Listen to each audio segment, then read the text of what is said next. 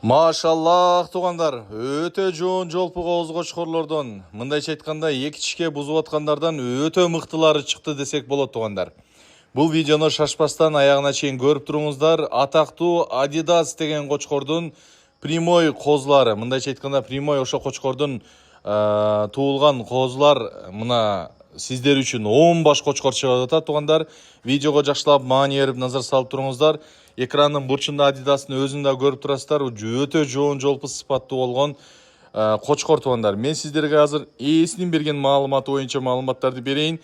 Бул чыгарылышты аягына чейин көрүп туруңуздар. Анда эмесе баштадык.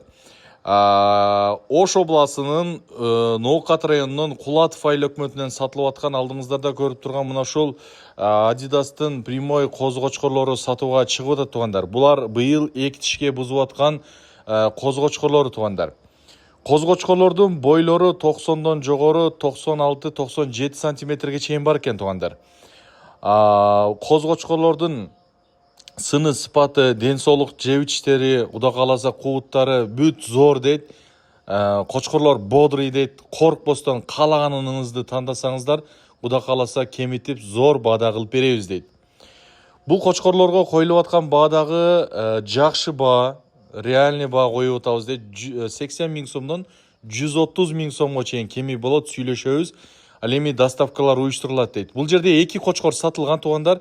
Бир афган кочкор бар жана Adidas'тын баласы эмес дагы бир кочкор бар туғандар. Ушул эки кочкор сатылып кеткен. Калган 10 баш кочкор ушул жерде бар туғандар. Андыктан мына ушул кочкор туғандар, мына кол менен көрсөтүлүп атат. Ушул менен мына жылтырап турган афган кочкор сатылган туғандар. Булардын өзүнүн белгилери бар туғандар. Мына кулагында минус деп чызыгы бар. Мына ушул кочкор менен ушул афган кочкор сатылган, калган 10 башы тең бар туғандар.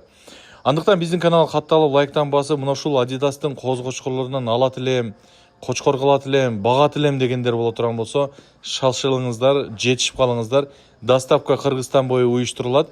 Биз бербей калган маалыматтар болсо, экранда номерге чалсаңыздар, дагы да толугураак маалыматтарды берет. Сиздерге толук маалыматтарды берет. Чалып байланышып, толук маалымат алыңыздар.